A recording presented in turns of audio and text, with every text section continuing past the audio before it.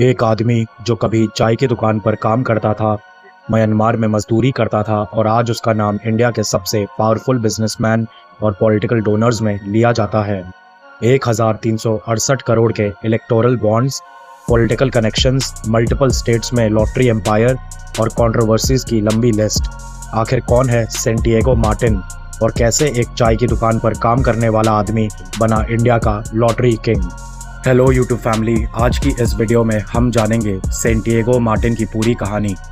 गरीबी से अमीरी तक, चाय की दुकान से हज़ारों करोड़ों के एम्पायर तक और फिर पॉलिटिक्स और कंट्रोवर्सीज तक। रिपोर्ट्स के मुताबिक सैंटियागो मार्टिन का जन्म एक सिंपल फैमिली में हुआ। बचपन फाइनेंशियल स्ट्रगल्स में गुजरा। फैमिली को सपोर्ट करने के लिए वो म्यांमार यानी बर्मा चले गए, जहां उन्होंने लेबर के रूप में काम किया। लेकिन कहानी यहीं ख़त्म नहीं हुई। 1980s के आसपास जब वो इंडिया वापस आए, तब कोयम्बटूर के टटाबाद एरिया में एक चाय की दुकान पर काम करते थे। शायद तब किसी ने नहीं सोचा होगा कि ये आदमी एक दिन इंडिया का लॉटरी किंग कहलाएगा। 1987 के आसपास सैंटियागो मार्टिन ने कोयम्बटूर में लॉटरी टिकट्स बेचना शुरू किया।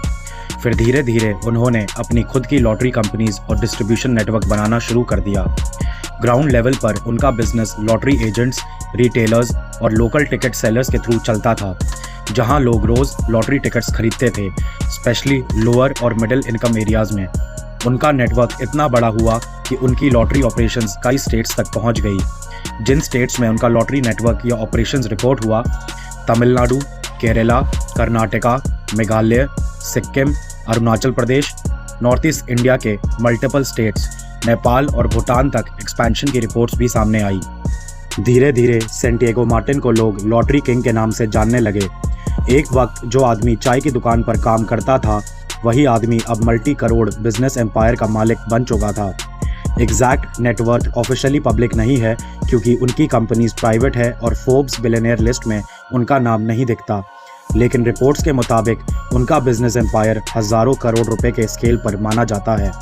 2024 में सैंटियागो मार्टिन फिर नेशनल हेडलाइंस में आए, जब पता चला कि उनकी company future gaming and hotel services ने 1368 करोड़ के इलेक्टोरल बॉन्ड्स खरीदे। इसके साथ ही वो इंडिया के लार्जेस्ट इलेक्टोरल बॉन्ड डोनर बन गए। पब्लिक रिपोर्ट्स के मुताबिक उनकी डोनेशंस का एक बड़ा हिस्सा तमिलनाडु की रूलिंग पार्टी द्रविड़ा मुनेत्रा कजागम को गया, लगभग 509 crore. Overall electoral bond system में भारतीय जनता पार्टी सबसे बड़ा रेसिपिएंट था, लेकिन exact donor to party mapping हर केस में फुल्ली ट्रांसपेरेंट नहीं थी। और अब बात सिर्फ डोनेशंस तक नहीं रही।